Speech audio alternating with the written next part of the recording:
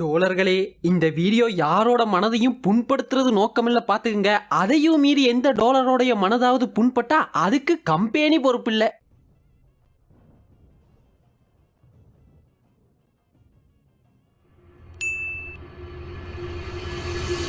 வணக்கம்டா மாப்பிள. 2025ல இருந்து வருடத்தின் முதல் வீடியோ. போன வருஷம் என்னங்கடா நல்ல படமே வரல, என்னடா ஒரு நல்ல படம் கூட வரல, போங்கடா நல்ல படம்லாம் உங்களுக்கு எடுக்கவே தெரியாதுன்னு புலம்பியா போன வருஷம் முடிஞ்சு போச்சுங்க. இதுல எல்லாரும் கமெண்ட் வேற, ப்ரோ அந்த 2024 மொக்க மூவின்னு ஒரு லிஸ்ட் போடுவியே எங்க காணோன்னு. யோ இதுக்கெல்லாம் வீடியோ போடணும்னா போன வருஷம் வந்து 2-3 படத்தை தவிர்த்துட்டு மிச்சம் எல்லாத்துக்கும் தாயா போடணும். Such a disgusting year for Tamil cinema. அதுலயும் இந்த லாஸ்டா விடுதலை பார்ட் 2 தான் நம்பியிருந்தேன், அதுவும் அவ்வளவு இல்ல. சோ அப்படியே இப்போ இந்த 2025 பிறந்தது. வருஷத்தோட போனி இந்தியன் 2 வெற்றி இயக்குனர் இயக்கத்தில் கேம் சேஞ்சர்.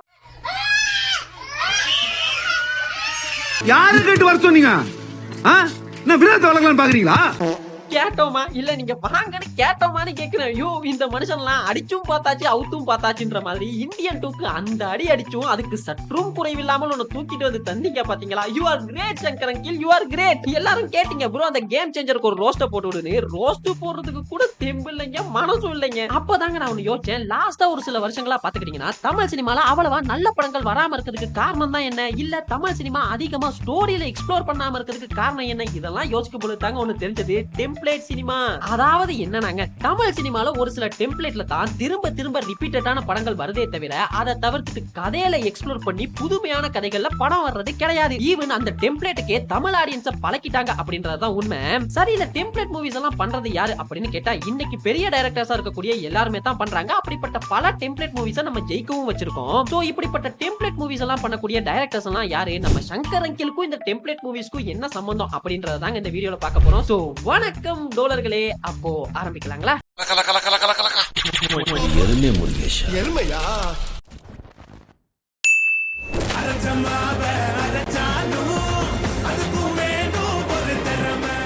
சங்கர்னதும் நம்ம எல்லாருக்கும் என்னங்க ஞாபகம் வரும்? பிரம்மாண்டம். பிரம்மாண்ட இயக்குனர்னு பேரே இருக்குது. ஆனா சங்கருக்கு இன்னொரு பேரும் இருக்குதுங்க, லஞ்ச ஒழிப்பு சங்கர். ஏன்னா இவர் இது வரைக்கும் டோட்டலா இப்போ வந்துச்சுல கேம் சேஞ்சர், இது வரைக்குமே 14 படங்கள் எடுத்திருக்காப்ல. இந்த 14 எப்படி இந்த 14ல சரி பாதி 7 படத்தோட கதை லஞ்சம் ஊழல் இதெல்லாம் ஒழிக்கிறத பத்தினதா தான் இருக்கும். ஒரு சாதாரண அப்பள கடை வச்சிருக்கக்கூடிய ஹீரோ நாட்டுல நடக்கக்கூடிய லஞ்சம் ஊழல் இதெல்லாம் எதிர்த்தா அது ஜென்டில்மேன். ஒரு சுதந்திர போராளியா இருந்து நாட்டோட லஞ்சத்தெல்லாம் எதிர்த்தா அது இந்தியன். இல்ல ஒரு நாள் சிஎம் ஆகி நாட்டுல இருக்கக்கூடிய லஞ்சத்தெல்லாம் எதிர்த்தா அது முதல்வன். புரியே இல்ல அப்படின்னா ஹீரோக்குள்ள மல்டிபிள் பர்சனாலிட்டி போய் அம்பி அந்நியனா மாதிரி லஞ்சத்தை எதிர்த்தா அது அந்நியன். இதுவும் இல்லன்னு வச்சுங்களேன், ஃபாரின்ல இருந்து இந்தியா திரும்புற ஹீரோ லஞ்சத்தை எதிர்த்தா அது சிவாஜி. அப்புறம் இந்தியன் 2 இப்போ ஒரு கலெக்டரா இருந்து லஞ்சத்தை எதிர்த்தா அது கேம் சேஞ்சர். இப்படி சுட்ட தோசையே மறுபடி சுட்டதுல சமீப காலமா அந்த தோசை தீஞ்சு போச்சுங்க.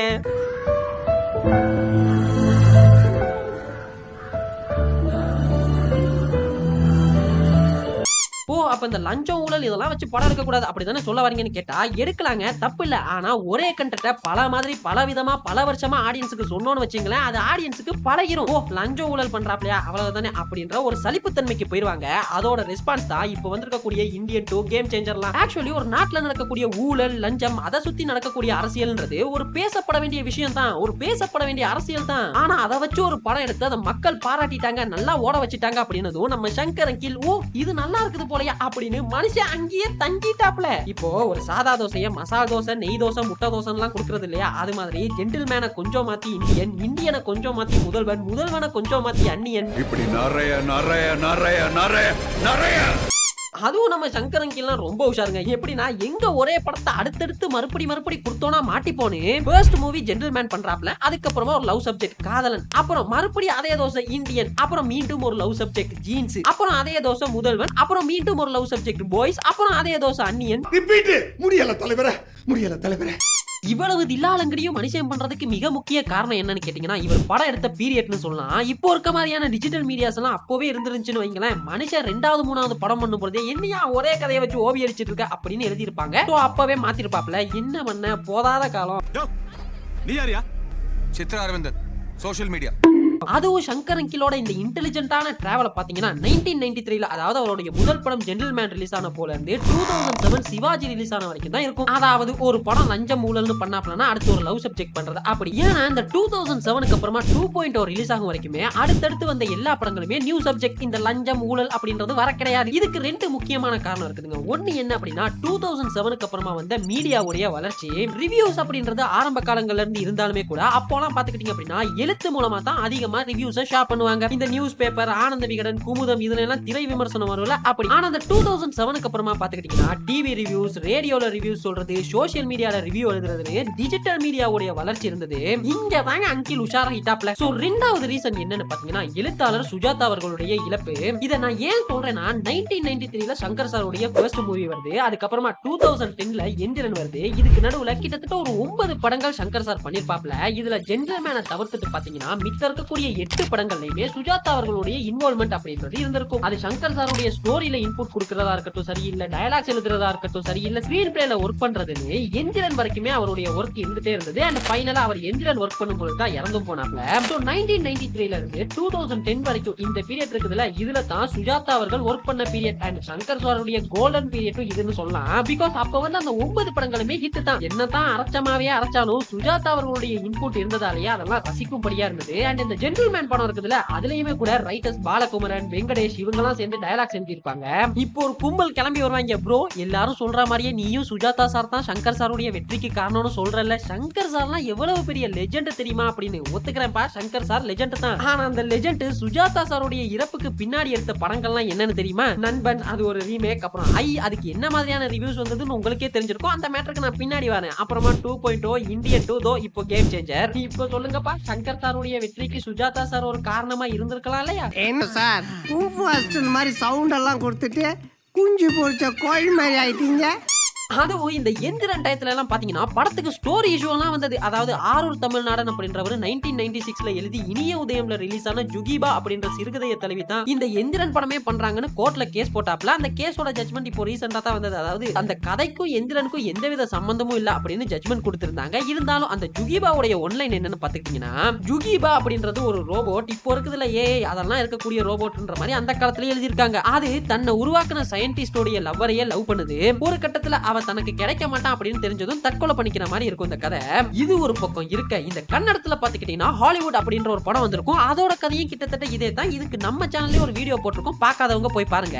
இது போக பழைய நோவல் ஒன்னு இருக்குது, பிராங்கன்ஸ்டைன். அதோட ஏகப்பட்ட ரெஃபரன்ஸ் இந்த படத்துல இருந்திருக்கும். அவ்வளவு ஏங்க, இந்த எந்திரன் ஒர்க் பண்ணிட்டு இருந்தப்போ தான் சுஜாதா அவர்கள் உடல்நல குறைவால இறந்து போனாப்ல. சோ அந்த குறையை தீர்த்து வைக்கிறேன்னு அவரோட சிறுகதை ஒன்னு இருக்கும், எண்ணினிய இந்திரான்னு. அதோட பல ரெஃபரன்ஸையும் எடுத்து வச்சு தன்னுடைய தில்லாலங்கடி வேலையை பண்ணியிருப்பார் சங்கர் அங்கிள். அதுக்கப்புறமா நண்பன் அது 3 இடியட்ஸ் உடைய ரீமேக். அண்ட் 2015ல வருது. தாங்க இது வரைக்கும் ஊழலை பத்தி படம் பண்ணிட்டு இருந்த சங்கர் நம்ம ஏன் ஆடியன்ஸ் எல்லாம் வச்சு ஒரு ஊழல் பண்ணக்கூடாது அப்படின்னு பண்ண மிகப்பெரிய ஊழல் தாங்க இந்த படத்தோட மொத்த பட்ஜெட்டையும் எடுத்து போட்டு படத்துல ஒரு 5 பாட்டை நல்ல அம்சமா பல விதமா எடுத்து அந்த பாட்டோட விஷுவல்ஸை மட்டுமே வச்சு மிஸ்லீட் பண்ணி ஆடியன்ஸை தியேட்டருக்கு கூப்பிட்டு ஏமாத்தின படம் தாங்க சாங்ஸ் உடைய பிரம்மாண்டமான விஷுவல்ஸ், விக்ரம் சாருடைய பலவிதமான கெட்டப்னு வளமா போல இதெல்லாம் பார்த்து ஏமாந்து இது ஒரு ஃபேண்டசி மூவியா இருக்கும் போல அப்படின்னு போய் அதே பழைய ரிவெஞ்ச் ஸ்டோரியை பார்த்துட்டு வந்த பல பேர்ல நானும் ஒருத்தன். ஏமாத்தி போட்டாங்க பெரியப்பா, நல்லா நம்ப வச்சு மோசம் பண்ணிட்டாங்க பெரியப்பா. எல்லாருமே சங்கர் சார பிரம்மாண்டம் பிரம்மாண்டம் பிரம்மாண்டம்ன்றாங்க. ஒத்துக்கிறேன், பிரம்மாண்டம் தான். ஆரம்ப காலங்கள்ல எல்லாம் பாத்துக்கிட்டீங்கன்னா தமிழ் சினிமால உள்ள வராத புது புது டெக்னாலஜியும் இது வரைக்கும் தமிழ் சினிமா பாத்துறாத பல லொகேஷன்ஸையுமே சங்கர் சார் தான் முறையா ஸ்கிரீன்ல காட்டுவாப்ல. சோ அது கொஞ்சம் பிரமிப்பா இருக்கும். ஆனா இப்போ படம் பண்ணக்கூடிய எல்லா டைரக்டர்ஸுமே இண்டஸ்ட்ரியில அப்போ என்ன புதுசா இருக்கக்கூடிய டெக்னாலஜியோ அதை வச்சுதான் படம் பண்றாங்க. அதை மோஸ்ட்லி படத்துல காட்டி ஒரு குவாலிட்டியான அவுட்புட் தான் கொடுக்குறாங்க. அவ்வளவு ஏங்க, இன்னைக்கு Baahubali, KGF, Salaar, RRR story and visual wise பிரம்மாண்டமான படங்களை பார்த்த பிறகுமே சங்கர் அங்கிள் எப்படின்னா இன்னுமே அவர் காட்டுற அந்த பாட்டோட 5 லொகேஷன் தான் பிரம்மாண்டம்னு நினைச்சு படம் பண்ணின்னு இருக்காப்ல. அதுவும் இப்போலாம் நம்ம காட்டுற டெக்னாலஜி தான் புது டெக்னாலஜின்னு அவருக்கு அவரே நினைத்து கொண்டு பண்ற விஷயம்லாம் இருக்குது. அதுவும் இந்த கேம் சேஞ்சர்ல எல்லாம் பாத்துக்கிட்டீங்கன்னா இந்த மோக்கோ போர்டு இருக்குதுல, அதை கண்டுபிடிச்சதே இவரு தான்ற மாதிரி படத்துல ஒரு 60 சீன் இருக்குதுன்னா 50 சீன்ல லிட்டரலி தலைமை மோக்கோ போர்டை யூஸ் பண்ணிருப்பாப்ல. ராம் சரண் நின்னா மோக்கோ போர்டு, உட்காந்தா மோக்கோ போர்டு, படுத்தா மோக்கோ போர்டு மோக்கோ போர்டை மில்க் பண்ணி தள்ளிருப்பாப்ல. சிரிக்கிறானி வெக்கமா இல்ல?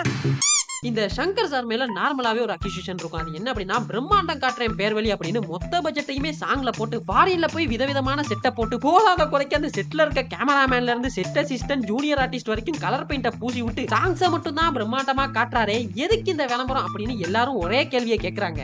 இதத்தாயா நானும் கேக்குறேன். பிரம்மாண்டம்ன்றது இன் டர்ம்ஸ் ஆஃப் ஸ்டோரியில இருக்கணும், ஒரு கதை பிரம்மாண்டமா இருக்கணுமே தவிர பிரம்மாண்டம்ன்ற பேர்ல ஒரு 4 சாங்ஸ் 4 விதமான லொகேஷன்ல போய் எடுத்துட்டு வந்தா அது பிரம்மாண்டம் இல்லைங்க. சங்கர் சார் இதை புரிஞ்சுக்கோங்க. நீங்க ஆரம்ப காலங்கள் எல்லாம் சாங்ஸ் இப்படி பண்ணும் பொழுது அது ரசிக்கும்படியா தான் இருந்தது, இல்லன்னா சொல்ல. பட் ட்ரெண்ட்னு ஒண்ணு இருக்குதுல, அதுக்கு ஏத்தாப்புல மாற பழகிக்கணும். இன்னைக்கு நெட்ஃபிளிக்ஸ் பிரைம் அப்படின்னு உலக சினிமா பாக்குற ஆடியன்ஸ் கிட்ட இன்னுமே நான் பல செட்டுக்கு பல விதமா பெயிண்ட் அடிச்சு பல விதமான லொகேஷனுக்கு போய் பண்றதுதான் பிரம்மாண்டம்னு நினைச்சிட்டு இருந்தீங்கன்னு வைங்களேன், இனி வரக்கூடிய படங்களும் இந்தியன் 2 கேம் சேஞ்சர் மாதிரி தான் இருக்கும். நீங்க ஒண்ணு பண்ணுங்க சங்கர் அங்கிள், இந்த இந்தியன் 2 அப்புறம் வரப்போற இந்தியன் 3 அப்புறம் இந்த கேம் சேஞ்சர் இருக்குதுல, இதுல இருக்கக்கூடிய பாட்டெல்லாம் மட்டும் எடுத்து தியேட்டர்ல ரிலீஸ் பண்ணுங்க. நாங்க கொடுத்த காசுக்கு அதை மட்டும் பார்த்துட்டு திருப்தியா மன நிறைவுடன் என்னமா பண்ணிருக்காருல அந்த ஃப்ரேம பாருங்க ஜி அப்படின்னு பெருமை பீத்தல்களுடன் வீட்டுல வந்து படத்துக்கிறோம். உங்களுக்கு வேணாம் எங்களுக்கு வேணாம், என்ன நான் சொல்றது.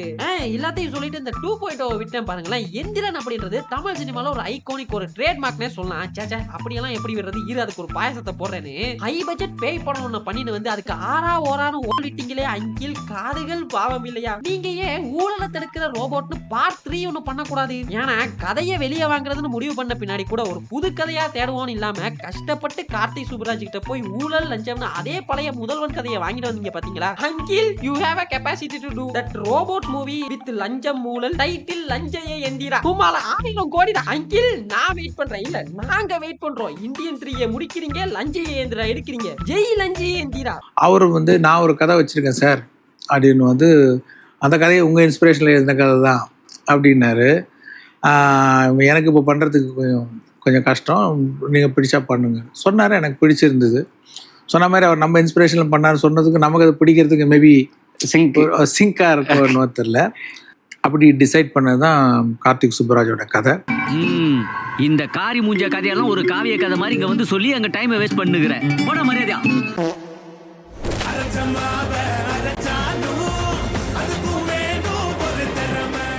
போன வருஷமும் சரி இந்த வருஷமும் சரி சங்கர் சாரை எந்த அளவுக்கு கிரிட்டிசைஸ் பண்ணாங்களோ அதே அளவுக்கு சுந்தர் சியை பாராட்டி புகழ்ந்து தள்ளிட்டாங்க. ஏன்னா லாஸ்ட் இயர் கோலிவுட்ல ஒரு படம் கூட பெர்ஃபார்மன்ஸ் பண்ணாம இருந்தப்போ அரண்மனை போ வந்து நல்ல கலெக்ஷன் எடுத்து கொடுத்தது.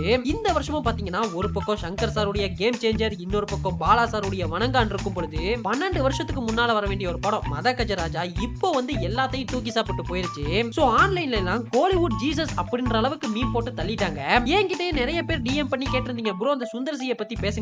ஆனா நான் லாஸ்ட் இயர் அரண்மனை 4 வந்தப்ப இத பத்தி பேசல. இந்த வருஷம் மத கஜராஜாவும் பார்த்தேன், ஆனா அதை பத்தி எதுவுமே பேச தோணல. ஏன்னா ஒரு மனுஷன் ஒரே கதையை 4 வாட்டி காஸ்டிங்க மட்டும் மாத்தி திரும்ப திரும்ப அதே படத்தை தாராப்ல, ஆனா 4 வாட்டி அந்த படத்தை பார்த்து ஓட வைக்கிறீங்க, யாரா நீங்களா? ஆனா இதே விஷயத்தை இன்னொரு மாதிரி யோசிச்சு பாருங்களேன். ஒரு மனுஷன் ஒரே கதையை 4 வாட்டி எடுத்து 4 வாட்டியும் ஜெயிக்க வைக்கிறதுன்றது ஒரு லேசுப்பட்ட காரியம் இல்ல. சோ இங்க தான் நாங்க கவனிக்க வேண்டிய விஷயம் சுந்தர் சியின் marketing strategy and story template. Sundar C எல்லாம் 1990s ல இருந்து தமிழ் சினிமால இருக்காப்ல. நம்ம பார்த்து என்ஜாய் பண்ண பல படங்களோட டைரக்டர் இவரா தான் இருப்பாப்ல. முறைமாமன், மேட்டுக்குடி, அருணாச்சலம், நகரம் மறுபக்கம், அன்பே சிவம், வின்னர்னு பல படங்களோட டைரக்டர் இவர் தான். அண்ட் அப்போ இருந்த டைரக்டர்ஸ்ல இப்போ வரைக்குமே பிரைம்ல இருக்கக்கூடிய ஒரே ஒரு டைரக்டர் இவரா தான் இருப்பாருன்னு நினைக்கிறேன்.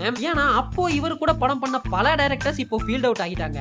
சோ இப்பேற்பட்ட சுந்தர் சியோட ஸ்ட்ரென்த் என்ன தெரியுமா? காமெடி. இப்ப நான் சொன்ன பல படங்களை நீங்க பார்க்காம கூட இருந்திருக்கலாம், அவ்வளவு நீங்க பார்த்திருந்தாலுமே கூட மறந்து போயிருக்கலாம். ஆனா இப்போ நான் அதை பத்தி சொன்னதும் அந்த படத்துல இருக்க காமெடி தான் உங்களுக்கு முதலாவது ஞாபகத்துக்கு வந்திருக்கும். இன்னைக்கு நம்ம மீம் போட்டு கொண்டாடக்கூடிய பல காமெடி சீன்ஸும் இவரோட ரைட்டிங்ல வந்ததா தான் இருக்கும். அவ்வளவு ஏங்க அப்போ இருந்த கவுண்டமணி செந்தில்ல இருந்து வடிவேலு, விவேக், சந்தானம், இப்போ யோகி பாபுன்னு எல்லாரோடையும் ஒர்க் பண்ண ஒரே டைரக்டர் இவரா தான் இருப்பாப்ல. சோ இப்படிப்பட்ட ஒரு ஸ்ட்ரென்த் தனக்குள்ள இருக்குது அவருக்குமே தெரிஞ்சிருக்கும். சோ எவ்வளவு சீரியஸான ஒரு படமா இருந்தாலுமே கூட கதையோட டிராவல் பண்ற மாதிரியான ஒரு காமெடி ட்ராக்க படத்துல வச்சு அதை ஃபேமிலி ஆடியன்ஸுக்கு பார்சல் பண்றதுல தான் மனுஷன் கில்ல. இப்போ இவரோட ஸ்டோரி டெம்ப்ளேட் என்னன்னு பார்த்தலாமா? 1995ல முதல் படம் பண்றாப்ல முறைமாமன். அப்போல இருந்து 2010 வரைக்குமே, அதாவது நகரம் மறுபக்கம் வரைக்குமே நிறைய வெரைட்டி ஆஃப் மூவிஸ் கொடுத்திருக்காப்ல. ஆனா 2010க்கு அப்புறமா 2012ல கலகலப்பு வருது. இதுக்கு நடுவுல தான் இதே பீரியட்ல எடுக்கப்பட்ட படம் தான் மத கஜராஜாவும். ஆனா மத கஜராஜா ரிலீஸ் ஆகல, ஆனா கலகலப்பு ரிலீஸ் ஆகி நல்ல ஒரு வரவேற்பு கிடைச்சது. சோ இப்போ இந்த கலகலப்பு படத்தோட ஒன்லைன் என்னன்னு பாத்துக்கிட்டீங்கன்னா, வெவ்வேறு தேவைகள் இருக்கக்கூடிய பல நபர்கள் ஏதோ ஒரு சிச்சுவேஷனால ஒரே இடத்துல சேருவாங்க. அப்படி சேர்ந்த பின்னாடி அவங்களுக்குள்ள இருக்கக்கூடிய லவ், அப்புறம் ஒவ்வொருத்தவங்களுடைய தேவையோ இல்ல அந்த பிரச்சனைக்கோ எப்படி சொல்யூஷன் தேடிக்கிட்டாங்க அப்படின்றத காமெடி கலந்து சொல்லிருப்பாப்ல. இப்போ இப்போ மதகஜராஜாவுடைய ஒன்லைன் பாத்தீங்கன்னா இதே ஒன்லைனா தான் இருக்கும். என்ன சேஞ்ச் ஆகும் அப்படின்னா அந்த ஒவ்வொருத்தருக்கும் இருக்க பிரச்சனை வேறையா இருக்கும், அந்த ஒவ்வொருத்தரும் சேர்றதுக்கான காரணம் வேறையா இருக்குமே தவிர அந்த பல நபர்கள் பல பிரச்சனையால ஒன்னா சேர்றாங்க அப்படின்ற அந்த கோர் ஒன்லைன் இருக்குதுல அது ஒன்னா தான் இருந்திருக்கும். இப்போ இதுல மதகஜராஜா முதல்ல எழுதினாரா இல்ல கலகலப்பு முதல்ல எழுதினாரா அப்படின்றது தெரியல. பட் கலகலப்பு தான் அப்போ ரிலீஸ் ஆச்சு இல்லையா, அந்த படம் ஒர்க் அவுட் ஆனதும் அட தமிழ் ஆடியன்ஸ்க்கு இந்த ஒன்லைன் ஒர்க் அவுட் ஆகுது இல்ல, இதை அப்படியே எடுத்து போன்னு அடுத்தடுத்து வந்த எல்லா படங்களையும் இதே ஒன்லைன் தான் யூஸ் பண்ணிருப்பாரு. ஆம்பளை இதே கதை தான், அப்புறம் கலகலப்பு 2 நடுவுல வந்தா ராஜா தான் வருவேன்னு ஒண்ணு பண்ணாரு, அது ஒரு ரீமேக்லயுமே கூட பாத்தீங்கன்னா இதே மாதிரி ஸ்டோரி இருக்கக்கூடிய ஒரு படத்தை தான் ரீமேக் பண்ணிருப்பாரு. அப்புறமா காஃபி வித் காதல், இப்போ மதகஜராஜா. இதுக்கு நடுவுல கொஞ்சம் டிஃபரெண்டா ஒண்ணு பண்றேன்னு ஆக்ஷன் ஒண்ணு பண்ணாரு, அந்த படம் சரியா போகல. அதுக்கப்புறமா அந்த டெம்ப்ளேட்டை விட்டுட்டாப்ல, அந்த மாதிரியான ஒரு படம் பண்ணல.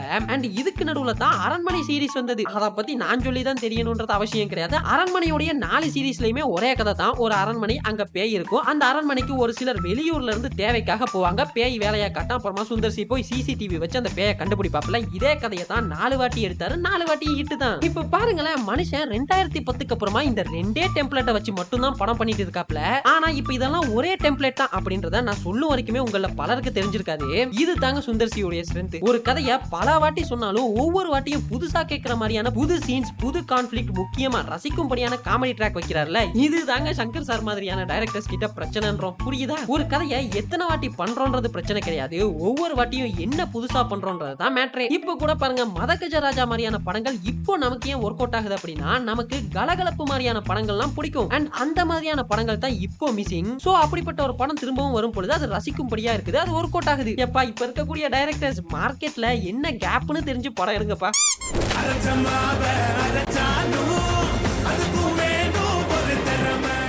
சங்கர் சாரை பத்தி பேசிட்டு அவரோட சிஷ்யன் அட்லீனாவை பத்தி பேசலன்னா எப்படி? எங்க அண்ணனுக்கு நான் தான்டா பண்ணுவேன், அப்படிதான்டா பண்ணுவேன், என்னடா பண்ண முடியும்? ரீசெண்டா ஒரு மீம் பார்த்தேங்க, இந்த சங்கர் சாரை பத்தி தான் போட்டிருந்தானுங்க. அட்லி உங்ககிட்ட ஒர்க் பண்ணாரா இல்ல நீங்க அட்லி கிட்ட ஒர்க் பண்ணீங்களான்னு டவுட்டா இருக்குது சங்கர் சார் அப்படின்னு போட்டிருந்தானுங்க. பாத்தீங்களாங்க எப்படி போயிருச்சு நிலைமை. ஆக்சுவலி தமிழ் சினிமால அட்லி பீக்ல இருந்த பீரியட்னு ஒன்னு இருக்குதுங்க. இந்த மெர்சல் பிகில்லாம் வந்த டயத்துல எல்லாம் ஆன்லைன்ல போட்டு வறுத்தெடுத்துட்டு இருப்பாங்க. ஒரு சீன் கூட சொந்தமா யோசிக்கிறது கிடையாது, பூரா காப்பின்னு. இதுக்கு பேர்ல அண்ணன் வேற 7 ராகம் தான் 7 தாளம் தான் இன்டர்வியூ எல்லாம் கொடுத்து மாஸ் காட்டின்னு இருந்தாப்லையா.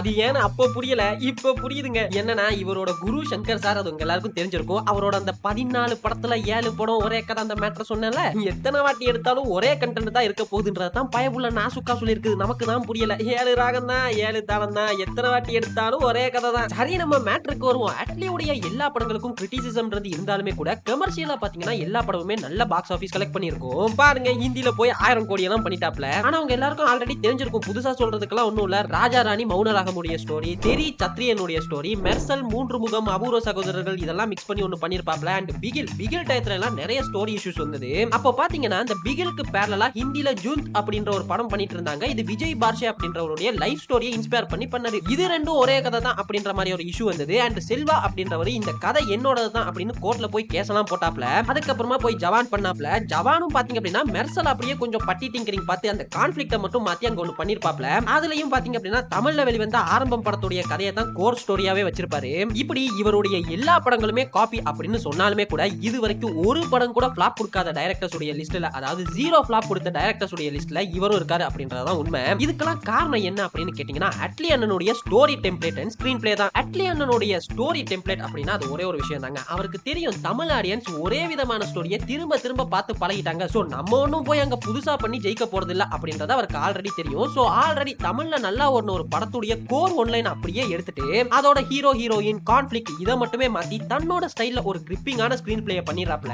அண்ட் எக்ஸ்ட்ரா மசாலாவுக்காக அதர் லாங்குவேஜ்ல இருந்து மொபைல்ல ஆடுற கேம்ஸ் வரைக்குமே இருக்கக்கூடிய சீன்ஸ் எல்லாம் சுட்டு படத்துலயும் வச்சிடறாப்ல. படம் பார்க்கக்கூடிய எல்லாம் ஐயோ சரியான காப்பி கட்டியா நீ அப்படின்னு சொல்லிட்டு சொன்னவங்களே அந்த படத்தெல்லாம் பார்த்து ஜெயிக்கவும் வச்சிடறாங்க. அண்ணன் சொல்ற மாதிரி 7 ராகம் தான் 7 தாளம் தான், அதை வச்சு நம்ம இசைஞானி பலவிதமா பல வாட்டி சாங்ஸ் பண்ணாலும் ஒவ்வொரு வாட்டி கேட்கும் பொழுது புதுசா கேட்கிற மாதிரி ஃபீல் பண்ண வைக்கிறார்ல, அதுதாங்க மேட்டர். அட்லீனா வேணா காப்பி கட்டா இருக்கலாம், ஆனா end of the day moral of the story ஒண்ணுதாங்க.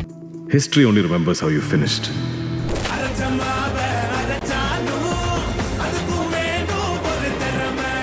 இது வரைக்கும் டெம்ப்ளேட் சினிமா கேள்விப்பட்டிருப்பீங்க, ஆனா டெம்பிள் சினிமா கேள்விப்பட்டிருக்கீங்களா?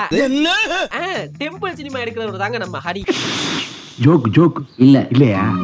டைரக்டர் ஹரிய பாத்துட்டீங்கன்னா கடைசியா வந்து அந்த ரத்னம் படம் இருக்குல்ல, அதோட சேர்த்து கிட்டத்தட்ட ஒரு 17 படம் கிட்ட பண்ணிருக்காப்ல. இந்த மொத்த 17 படத்தையும் ஒரு 3 டெம்ப்ளேட்டுக்குள்ள அடக்கிடலாங்க. ஹரியோட மொத்த பிலிமோகிராஃபிலேயே இந்த 3 டெம்ப்ளேட் கதை தாங்க வச்சிருக்காரு. Template number 1 police vs rowdy. Hero போலீஸா இருப்பாரு, அதே ஊர்ல ஒரு பெரிய ரவுடி இருப்பான். இவங்க ரெண்டு பேருக்கும் ஒரு கிளாஷ் ஆயிரும். அப்புறம் என்ன நடக்குதுன்றதுதான் கதை. இதே டெம்ப்ளேட்ல தான் சிங்கம் 1, 2, 3 அப்புறம் சாமி இதெல்லாம் பண்ணிருப்பாரு. Template number 2 rowdy vs rowdy. ஒரு ஊர்ல ஒரு ரவுடிசம் பண்ற குரூப் இருப்பாங்க. இல்ல அந்த ஊர்ல நாங்க தாப்பா பெரிய தலைக்கட்டு அப்படின்னு சொல்லிக்கிட்டு கட்ட பஞ்சாயத்து ரவுடிசம் எல்லாம் பண்ற ஒரு குரூப் இருப்பாங்க. மோஸ்ட்லி அந்த குரூப் ஹீரோவோட குரூப்பா இருக்கும். அதே ஊர்லயோ இல்ல அதுக்கு பக்கத்து ஊர்லயோ இதே போல நம்ம தாண்டா பெரிய தலைக்கட்டுன்னு சொல்லிக்கிற இன்னொரு ரவுடிசம் பண்ற குரூப் இருப்பாங்க. இந்த ரெண்டு குரூப்புக்கும் முட்டிக்கும் மோதிக்கும். அதுதான் இவரோட முத படம் தமிழ். அப்புறம் அருள், ஐயா, வேல், வேங்கை, பூஜை இதோ கடைசியா வந்துச்சுல ரத்னம் இது வரைக்கும். Template number 3 love vs love. ஊருக்குள்ள ரெண்டு பெரிய தலைக்கட்டு இருக்கும். ரெண்டு பேரும் வேற ஜாதி வேற மதம் அவ்வளவு இல்ல அப்படின்னா அந்த ரெண்டு ஃபேமிலிக்கு எதனாவது பிரச்சனையாவது இருக்கும். சோ இங்க இருக்கக்கூடிய ஹீரோவும் ஹீரோயினும் லவ் பண்ணுவாங்க. இதுதான் கோவில், சேவல், தாமிரபரணி இதெல்லாம். ஒரு சில சமயத்துல எல்லாம் இந்த ரவுடி vs ரவுடியையும் லவ் vs லவ் ரெண்டையும் சேர்த்து பண்ற சமயங்களும் உண்டு. இப்ப பாத்தீங்கன்னா ரீசெண்டா அவருடைய படங்கள் பெருசா போகலனாலுமே கூட இந்த 17 படத்துல சாலிடா ஒரு 12-13 படங்கள் நல்லாவே பெர்ஃபார்மன்ஸ் பண்ணிருக்கும். காரணம் என்னன்னா அதே ஹீரோ வில்லன் கிளாஷா இருந்தாலுமே கூட கிரிப்பிங்கான ஒரு ஸ்கிரீன் பிளே ஃபாஸ்டா இருந்தா பரவாயில்லைங்க, மொத்த ஸ்கிரீனே இவரோட படத்துல ஃபாஸ்டா இருக்கும். சிங்கம் 3 எல்லாம் கதையை பாக்குறதா இல்ல போற சீனை பாக்குறதான்னு தெரியாத அளவுக்கு ஃபாஸ்டா இருக்குங்க. அந்த அளவுக்கு மனுஷன் ஒரே கதையை பண்ணாலும் ஒரு கிரிப்பிங்கான ஸ்கிரீன் பிளே பண்ணி அதை காம்பன்சேட் பண்ணிடுவாப்ல.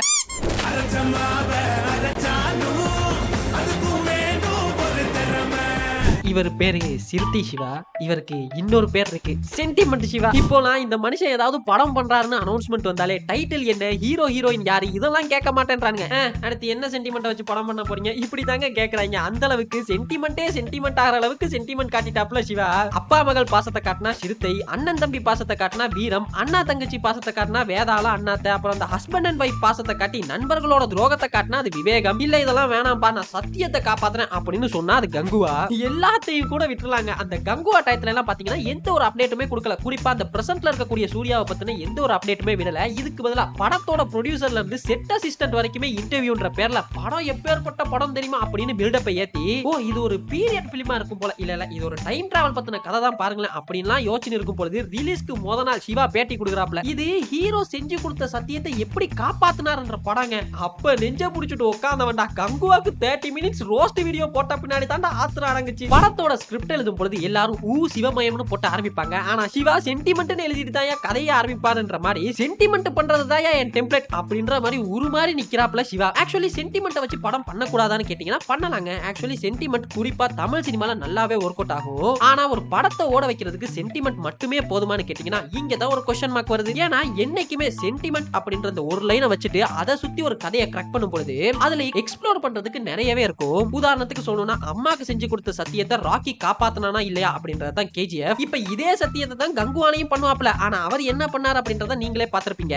சோ சென்டிமெண்ட்டை வச்சு படம் பண்ணும் பொழுது நார்மலான ஒரு படம் பண்றதை விட டபுள் மடங்கு ஸ்டோரி அண்ட் ஸ்கிரீன் பிளேல கான்சென்ட்ரேட் பண்ணணும். பிகாஸ் ஒரு சென்டிமெண்ட்டை வச்சு படம் பண்றோம் அப்படின்னா கதை அந்த இடத்துலயே ஃபுல் ஸ்டாப்புக்கு வந்துரும். உதாரணத்துக்கு சொல்லணும் அப்படின்னா ராக்கி தன்னோட அம்மாக்கு ஒரு சத்தியம் பண்ணி கொடுக்கறான். அந்த சத்தியத்தை அவன் எப்படியுமே பண்ணி முடிச்சிடுவான் அப்படின்றதான் கன்க்ளூஷன். அது எல்லாருக்குமே தெரிஞ்சிருக்கும். ஆனா அதை எப்படி பண்ணா அப்படின்றதான் கதை. இல்ல தங்கச்சி பாசத்துல இருக்கக்கூடிய அண்ணாத்த தங்கச்சிக்கு ஒரு ஆபத்து அப்படின்றதும் தங்கச்சியை எப்படி காப்பாத்தினா, இல்ல கங்குவா பண்ணி கொடுத்த சத்தியத்தை எப்படி காப்பாத்தினா, அதுவும் இல்ல அப்படின்னா வச்சிருந்த ட்ரஸ்ட உடைச்ச நண்பர்களை ஏகே எப்படி பழி வாங்கினாரு அப்படின்ற அந்த எப்படின்ற ஒண்ணு இருக்குதுல, அதுல தான் நிறைய டைரக்டர்ஸ் கோட்டை விட்டுறாங்க. எக்ஸாம்பிள்ஸ் வலிமை, அண்ணாத்த, கங்குவாலாம். சோ சென்டிமெண்ட் சிவா சென்டிமெண்ட்டை வச்சு படம் பண்றது தப்பு இல்லைங்க, அதை ரசிக்கும்படி பண்ணுங்க அப்படின்றதான் கேட்கிறோம். அதெல்லாம் சரிதாப்பா, அந்த ஆஸ்கார் இல்லாட்டியும் பரவாயில்ல, ஒரு ஆறுதல் படிச்சு அட்லீஸ்ட் பார்ட்டிசிபேட்டட் சர்டிபிகேட்டாவது கொடுங்கடா.